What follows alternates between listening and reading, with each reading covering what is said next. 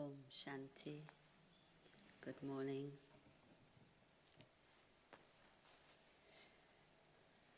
We've had very enriching days together. And like someone said, back to normal life, what's normal?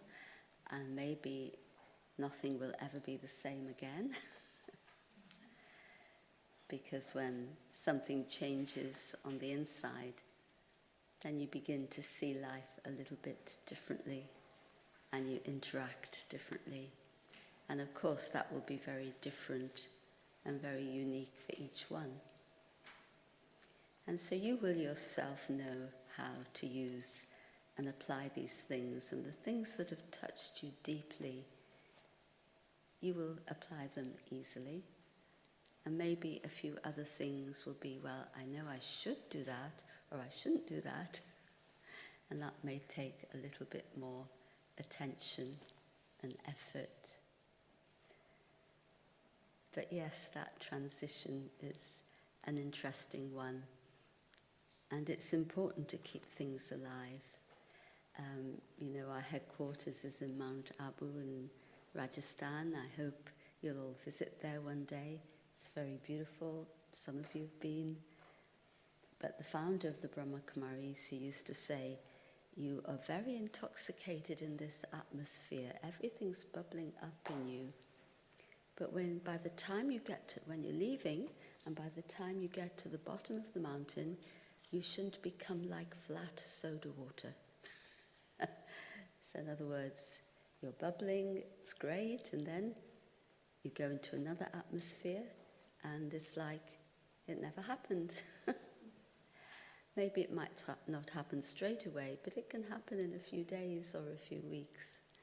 And so that's why, if we feel these things are precious to us, which I know you all do, we very much need a daily practice. A daily practice. And some of you meditate daily, but not all of you from the conversations. And so probably that's the first thing that is so important. And there are 3 important things: practice, practice, and practice. And it's okay if you can't quite make 4 a.m. on top of a busy day. If you can, great. But if you can give yourself a little bit of time in the morning, and that may involve a little bit of sacrifice, that you either go to bed a little earlier so that you can get up a little earlier before your normal routine begins. And if first thing in the morning you do nourish yourself spiritually, it really makes a huge difference to the rest of the day. And some say that the mind is like a crazy horse. You would have heard that phrase. And once the horse has bolted, very difficult to get it back. And so with the mind, once the mind is just, you get up, rush out, etc., the mind's scattered. The whole day, your mind is here and there and everywhere. But giving oneself that little bit of time in the morning enables us to start the day on a good track that will continue through the day. And I can't emphasize the importance of this enough. Even if it's half an hour, it makes a difference. Read something, study something, and then have time in meditation, coming back to your original state of being and strengthening your relationship with God. And the stronger that relationship becomes, the more things work for you. Because we had a beautiful equation in our teachings this morning, and it's in many faiths very, very similar, that if you take one step, then God, in a good way, in terms of what God wants us to do or what is right according to our conscience, then God gives 1,000 steps of help to us. And I love that. And when I do something with a pure intention, I see how the impact is multiplied. And it's not because of me, it's because there's another power that is working. And in that way, we very much become instruments, but we need to begin the day with that attention.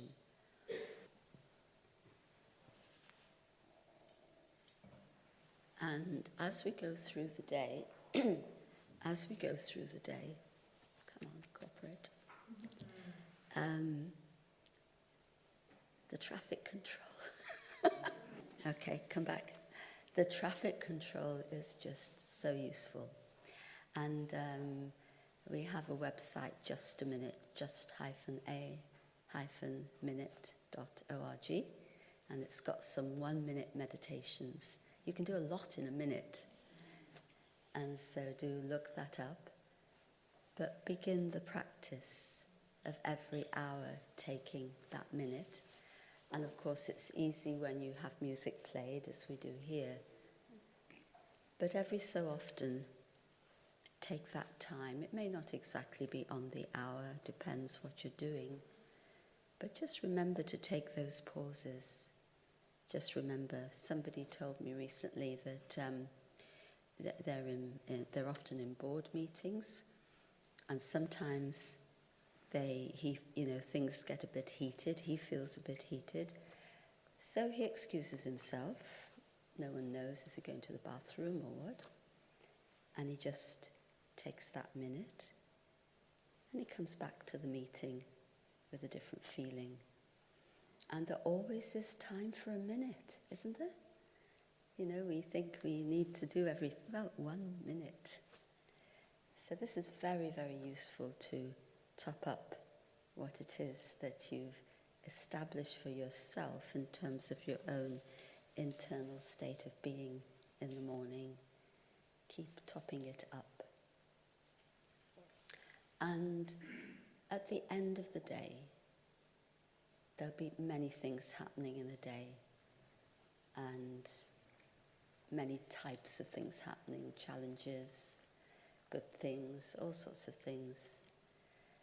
And at the end of the day, you look at yourself, you look over the day, and the question I like to ask myself is not, what did I do right, what did I do wrong, or anything, because then I'll get into that weak commentary about the self.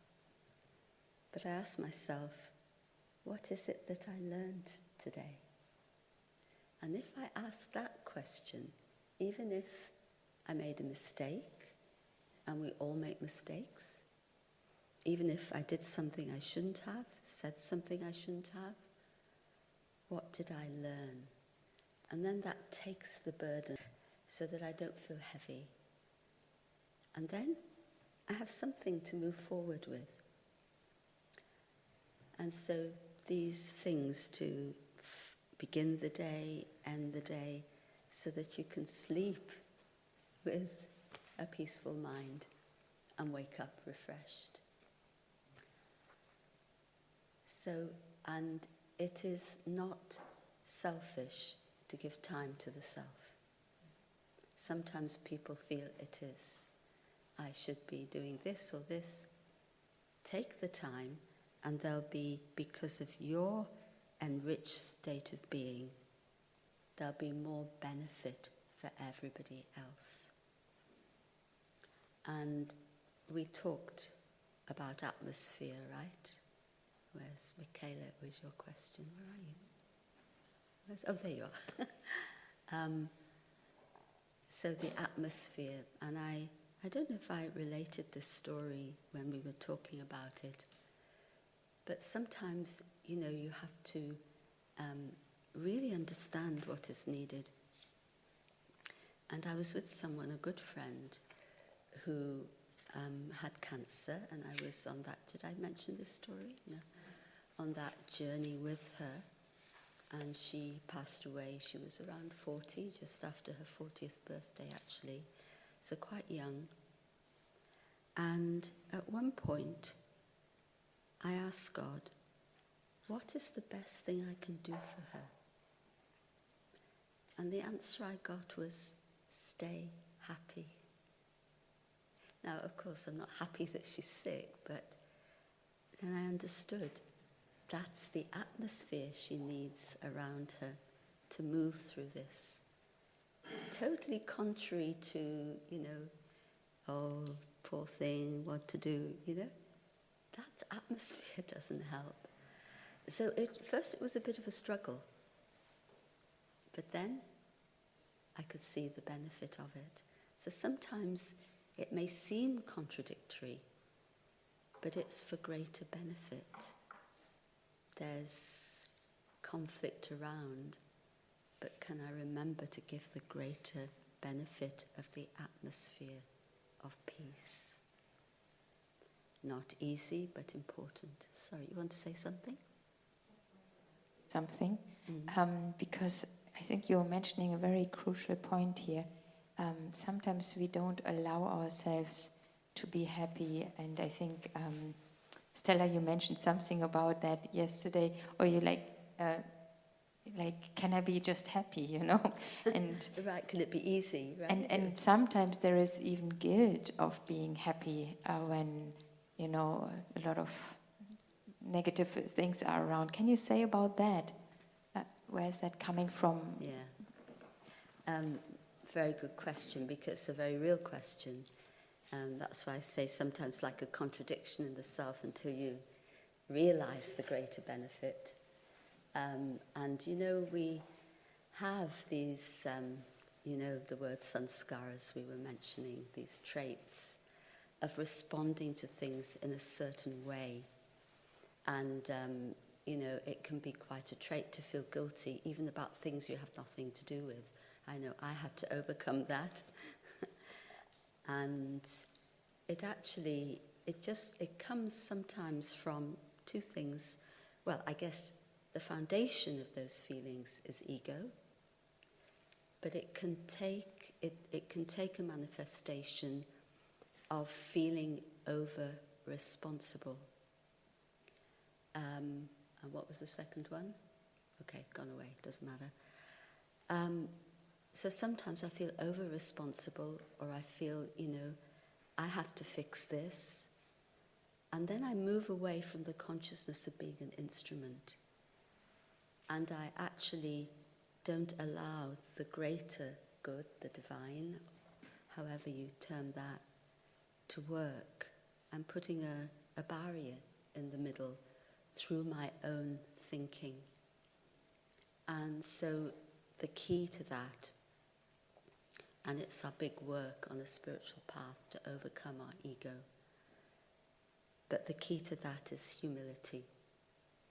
The key to being an instrument and to allowing a greater force to work is humility. And humility means that I'm not doing anything for which, or whatever I'm doing, I don't need any kind of recognition. I don't need it, and I don't look for it, and I'm free in that regard. So my energy to be an instrument, Sister Manda used the word untainted, is clear of any influence or any, influence or, tainting, that's the good word. So, overcoming the ego, and you can see in subtle ways the way our ego comes in. I may be doing something, but do I want someone to notice what I'm doing? Or do I notice what someone else is doing and I want to do that? It's subtle, isn't it? But these little subtle things tell us that our ego is still there. And then some people say, well, don't you need your ego, to be in this world? And this is where, as we were expressing, if I'm in soul consciousness, I play my part very well. If I'm a mother, if I'm a father, if I'm a teacher, if I'm a doctor, whatever is the part I have to play. And we play many parts in a day. It's not one. In soul consciousness, I play it well. And I think that's the key.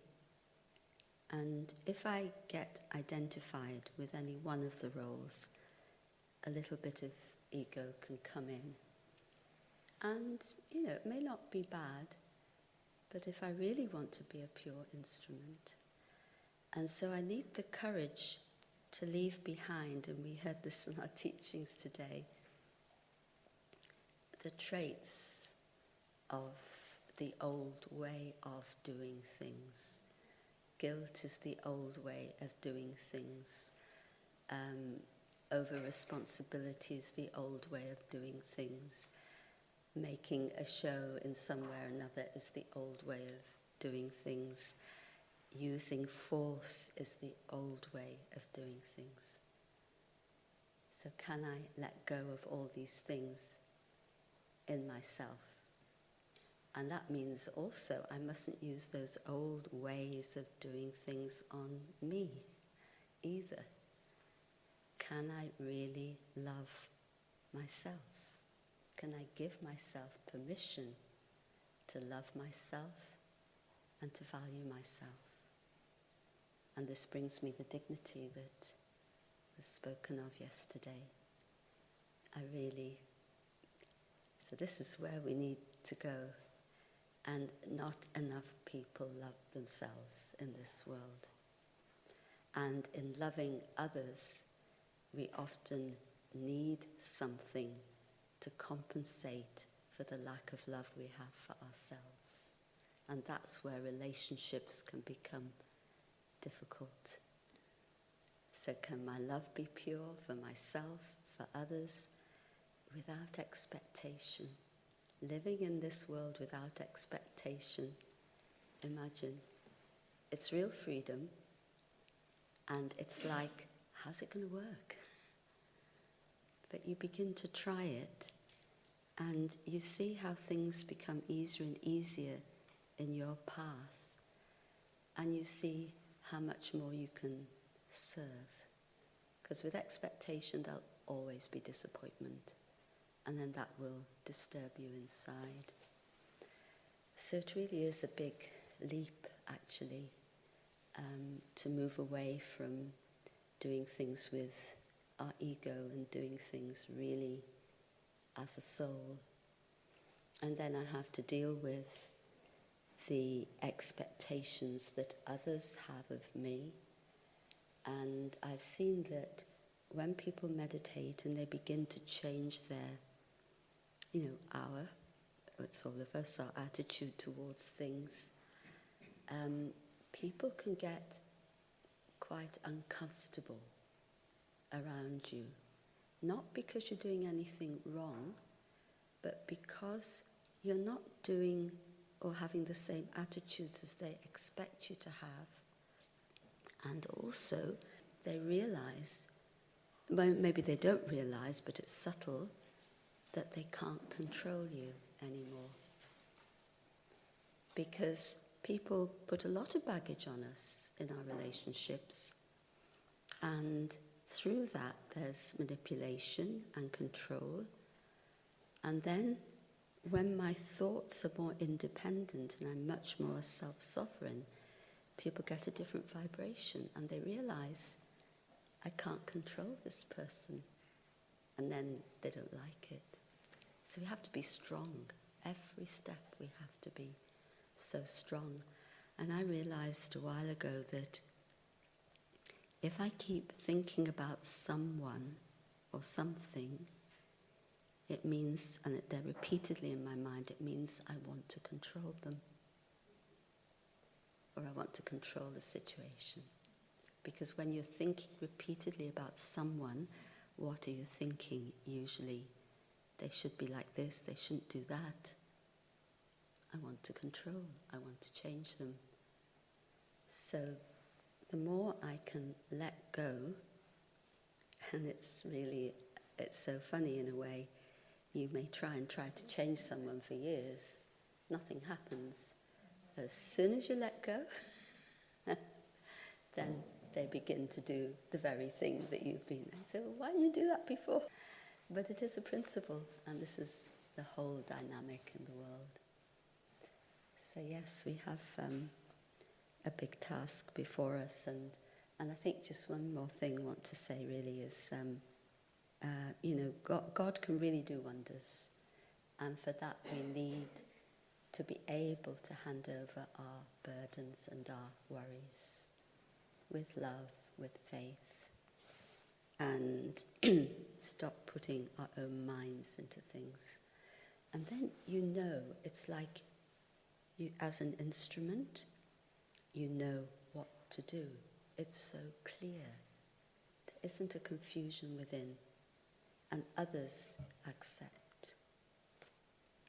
And finally, it's so important to listen to oneself.